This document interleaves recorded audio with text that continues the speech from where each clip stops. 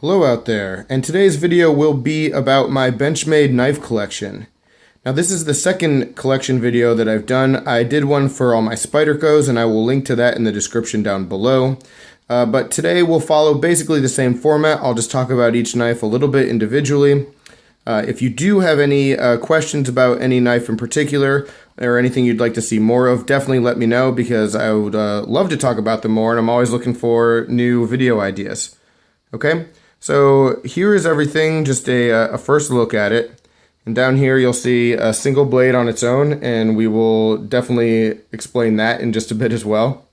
But what I'm going to do is just slide over and say a few things about each knife individually, and try to keep it as brief as possible. Alright, so jumping right into it, you can see the first knife is over here waiting for us, and that is my only Benchmade fixed blade. This is the Hidden Canyon Hunter. Just a very good utilitarian small EDC fixed blade. Good jimping on top, S30V blade steel. I've used this for some wood whittling and some other like short day hikes. Good backup knife as well. Really like this one. Looking to get more Benchmade fixed blades, but hasn't happened yet. Alright, so next is the 707 sequel. Alright, this is one I've had recently on the channel. Very nice 154 cm gentleman's carry kind of EDC. Mine came with the blue titanium barrel spacers instead of the back spacer, but that's not how it comes from the factory. But really cool, lightweight EDC. You can see really good milling on the inside too. The next one is a bit of a special one for me, because this was a knife that I purchased on the day of my engagement. So the day that I bought my engagement knife, or excuse me, my engagement ring for my wife, I bought this for myself as a gift since I didn't get an engagement ring. And so this one is actually called the engagement knife in my house. This is the 300 Butch Ball Axis Flipper. This knife has taken a lot of heat from people for being too heavy or too beefy, or just like not functioning really well with the flipper mechanism. Mine is awesome. All right, I love this knife, and of course it has a special place in my heart, but this is one that I just love using it. It's great to use hard. It's a good stout blade, 154 cm. Have never had a single issue with it, and I'm glad I didn't listen to all the reviews, because this is a personal favorite of mine. Next is a personal favorite of just about everybody. This is the 940. Just a really great time-tested design. Beautiful lines from Warren Osborne. Just really like this one. Love the colors, the green and the purple up top. Classy S30V blade steel. Definitely a good user and a good blade shape for EDC. The next is an HK. This is the HK Axis in D2 tool steel. Excuse me. This is a little bit of a heavier knife, beefy, but definitely one that is a good user, good EDC for harder projects. This one came with a black coating on it, and it was removed, so that's why the blade looks the way that it does. I tried to polish it up, but yeah, that's just what the blade sort of looked like underneath the coating. But good quality build, strong, and really like this one too. The next is one of my most used EDCs. This is the Guerra, also an Osborne design. Just really like this one. I like the blue and black G10. I like, if you look at all the hardware, how it's, you know, unique to this design, the shape of the hardware. Very cool, you know, and all the screws sort of exhibit that. I also really like the fact that the scales don't match the shape of the liners. It's different, but it's actually really comfortable and gives the knife a little bit of character. So really like this one. I use it very regularly. You can see a lot of scratches on the blade. This is one that will definitely be in my collection for a long time.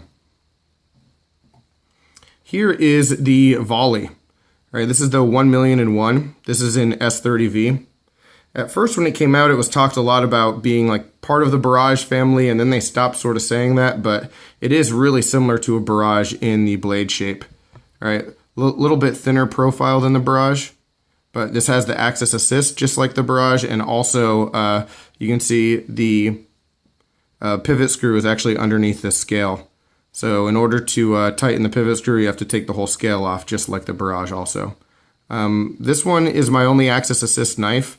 A lot of people de-assist this knife, but I didn't, just because I don't have any other knives like this, so why would I want to change the thing that makes it unique?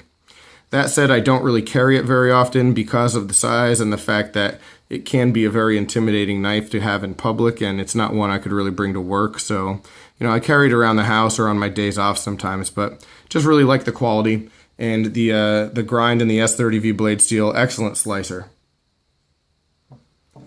All right, the next is a limited edition. This is the Mini Ruckus.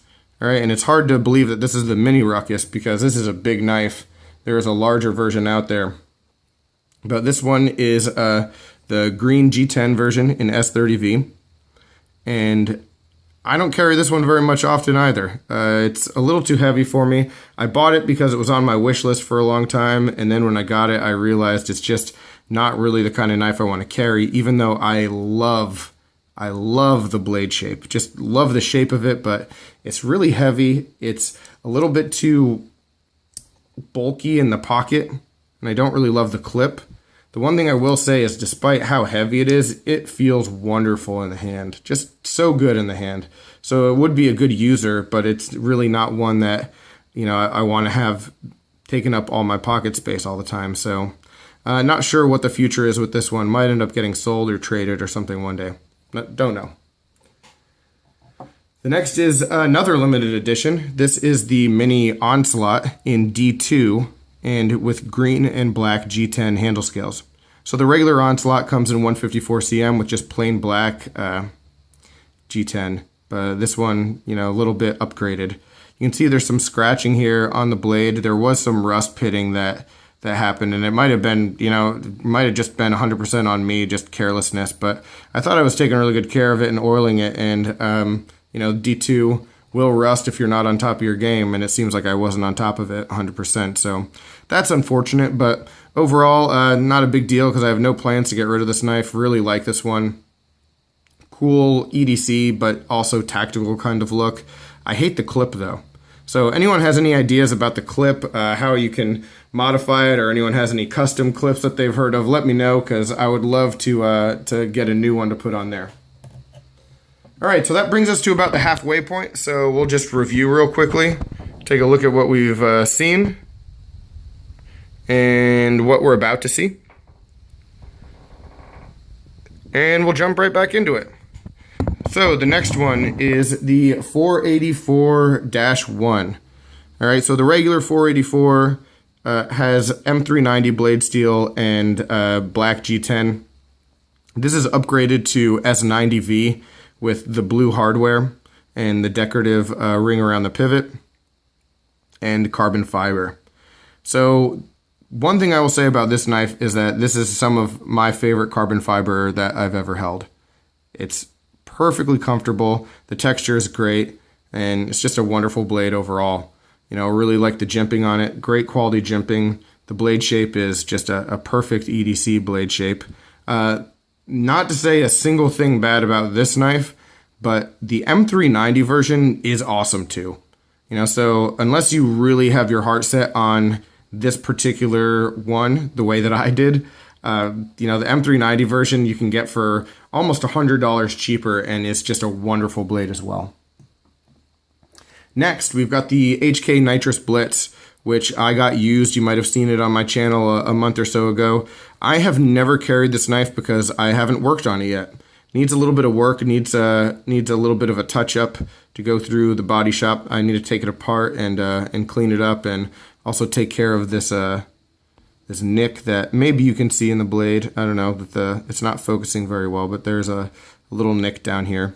So just one I wanted to show you. It's a really cool knife in 154 cm, extremely lightweight, but yeah, also need to take care of the pocket clip too. So some work to do on that one. Next is the 527 Mini Presidio. So this is one that I really love. If you remember me talking about it, I love this knife. I carry it a lot. Even though it's one of the lower end steels that Benchmade uses, 440C, it is still a wonderful EDC knife. Extremely comfortable in the hand, lightweight, It does all the things that you need an EDC knife to do. So really like this one. Unfortunately, it's getting discontinued, but it'll still be out there. All right, next, the grip Tilians. That's what we're going to finish with. And this one is the 556 drop point in 154 cm, my first ever Benchmade. This one will never leave the collection. One thing, I'm not sure if you've ever seen these in person, but on camera, the blue is a whole lot brighter, excuse me, than it is in person. This blue is more of a like a more muted, like sky bluish kind of look, not the brighter color that you see here. So really cool knife. Never had a single problem with it. It's never going anywhere. And here's the Benchmade that I probably use the absolute most. This is the same design, but it is in D2 tool steel, and it is all black. And you can see there's a lot of wear on it already because I use this knife very regularly, and I have no reservations about beating this knife up. So this is the one that I bring when I think I might have a lot of stuff to do at work, and one that, again, just I put through the rigorous tests, and it always delivers for me. So one of my favorite EDCs. Here is the full-size grip Tilian in S30V. This is one that I actually ordered through Benchmade's website. I went through the custom knife process. It was an awesome experience. I highly recommend that to anyone looking for a specific type of grip Tilian. I really like the white handle scales and how the black contrasts off of it. Wanted the S30V grip Tilian instead of 154 cm, and so this worked out really well. You can also now upgrade the experience on that customizable website to M4 blade steel and CPM 20CV, I think, and then you can also get G10 nowadays. So you can really go all out when building your grip Tilian. So pretty cool experience. Definitely one I would recommend. This one does get a lot of pocket time. It is a little bit difficult to keep these clean, the white scales, but it's definitely worth it, and it's a neat and unique look in my collection. All right, 2 knives to go, and here is the grip Tilian in 20CV. I wanted the sheep's foot blade design on a mini grip for a long time, and when I heard they were coming out with this upgrade, I jumped at it because, there's a chance to get an upgraded grip Tilian and the blade shape that I wanted. So this one is in 20CV, has the really neat 2-color G10 here.